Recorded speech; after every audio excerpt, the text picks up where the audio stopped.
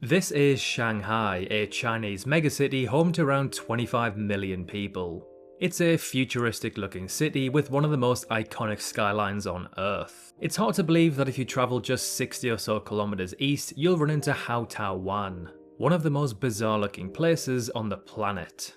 The town is an abandoned fishing village found on Shengshan Island within the East China Sea. Some 3,000 or so people used to call this village home up until the 1990s when it became abandoned. This was due to the lack of economic opportunities and increasing hardships its residents faced. Today the village has been all but reclaimed by Mother Nature, giving this extremely eerie and almost AI generated look to it. The houses have been swallowed up by dense greenery, there are no people or cars, and it is almost completely lifeless, giving a somewhat unsettling vibe to it. There are of course tourists and maybe the odd one or two people who still live there unofficially, but other than that there are certainly nowhere near the 3,000 people this town was built to house. Travelling around 800 kilometers east, we then arrive in our next abandoned location. This time it is the entire island. So this is Hashima Island, an island found just off the coast of Nagasaki, Japan. The island is also known as Battleship Island as it kind of looks like a battleship. It was discovered in the early 19th century and was actually acquired by Mitsubishi. Mitsubishi poured significant resources into the island, building high-rise apartments, schools and hospitals. This is due to the coal mining prospects that were available there. By 1950, the island reached a peak population of some 5,000 people, making it one of the most densely populated places on the planet. However, as the demand for coal dwindled, its mining operations shut down in 1974, causing the entire population to leave within a matter of months. Over the decades, neglect and significant damage from typhoons caused the buildings to decay and crumble, giving us this eerie, apocalyptic looking island. Now, if you've ever seen the movie Skyfall, then you've actually seen this place before, as the movie included some external shots of the island. The island is actually now a UNESCO World Heritage Site. Access to the island is restricted. This is to preserve its historic remnants. As haunting as the place is, it's a bit of a time relic, symbolising the rise and fall of coal-based communities.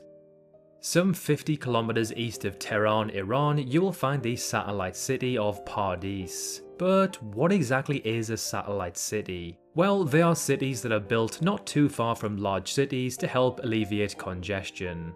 That's the exact reason why this city in particular was built, to alleviate Tehran's overcrowding issues and provide an affordable living option alternative. However, the mega project was and is still a bit of a disaster. Many parts of the city are unfinished, and there is a lack of funding, and transportation infrastructure is far from what was expected.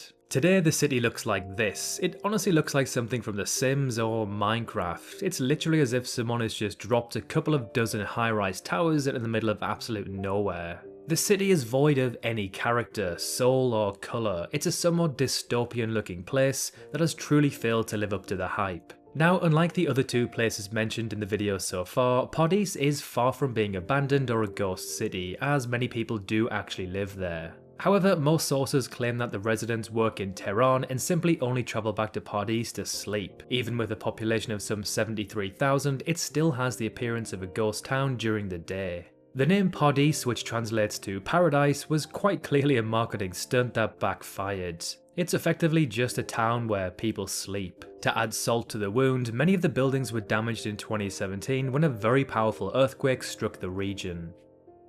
Next up is a very interesting place that is unique in the fact that it was once described as an abandoned ghost city, but has now completely turned things around and is now a booming, prosperous, futuristic city. The city in question is Ordos City in Inner Mongolia, China, a city which was built in the 2000s to house roughly 1 million people. The city was built and funded due to the booming coal industry in the region. However, as demand for coal decreased, so did the investment into the city, leading it to becoming one of the most notorious ghost cities on the planet. Pictures like this arose of the city, tens of copy and paste high-rise buildings looking unfinished and lifeless. There were very few people and the city was written off as being a complete and utter disaster. However, skip forward to the present day and Ordos has moved past its ghost city status. It's now a thriving economic hub with a particular focus on industries revolving around clean energy. The economy of the city has rapidly increased over the last decade or so. Some 370,000 people now call the city home. Far fewer than the million anticipated, but nowhere near a ghost city. Forbes described the city as having world-class architecture, extravagant public plazas, and international-scale stadiums. There are many green spaces, and it has a very high standard of living. If anyone can turn around a failed megaproject like this, it is the Chinese. Now I want you to imagine what an abandoned Soviet mining town would look like in your head. I'm guessing you're imagining something quite bleak and lifeless. Chances are you imagined something closely resembling Pyramiden, an abandoned Soviet coal mining settlement on the Norwegian archipelago of Svalbard. The town was actually founded by Sweden and then later sold to the Soviet Union. It was once a booming settlement that attracted workers from all across the Union. However, skip forward to today and it is completely lifeless. Being found in Svalbard means it experiences very cold weather conditions, which lucky for us means it has remained relatively in the same condition as it was some 30 years ago, albeit without the people. The town is exactly how you'd imagine a Soviet mining town to look, with its block-style buildings, open spaces, bleakness, and of course a Lenin statue right in the middle. The population of the settlement peaked at about 1,000 in the 1980s. The Soviet Union actually had plans to make this a model city/community.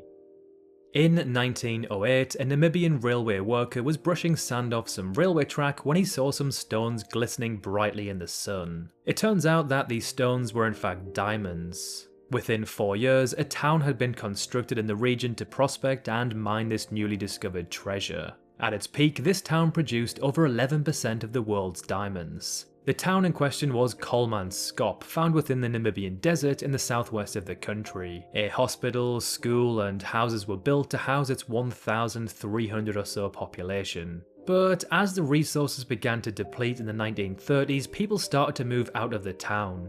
And by the 1950s, it was completely abandoned. Many of the town's buildings still stand today, with many of them being partially or fully reclaimed by the might of the Namibian desert, which gives the town this eerie ghost town charm. In the 1960s and early 70s, Varosha was a thriving, quiet resort town located on the island of Cyprus in the Mediterranean. The resort attracted celebrities and wealthy holiday makers, becoming one of the most popular destinations in the region. However, fast forward to today and it's a completely abandoned, lifeless ghost town. But what exactly happened to this once booming place? How is it now completely dead? Well, in 1974, the town's fate changed drastically following a Turkish invasion of Cyprus in response to a Greek-led coup. The Turkish military occupied the area, forcing its residents to flee, leaving behind their homes, businesses, and possessions. The town then became a restricted military zone, off-limits to the public, which led to its abandonment. Over time, the buildings decayed, now making Varosha a frozen-in-time relic of the 60s and 70s. In 1984, the United Nations actually declared Varosha a closed military zone, meaning no one is allowed to access it, therefore leading to no development or deconstruction. However, in recent years, Turkish authorities have allowed limited access to parts of the town, raising the possibility that one day Varosha may be brought back to life. So they are some of the most eerie and unsettling settlements we could find around the world. If you can think of any others, please do discuss them in the comments below. Like and subscribe for part 2, and as always, thank you very much for watching.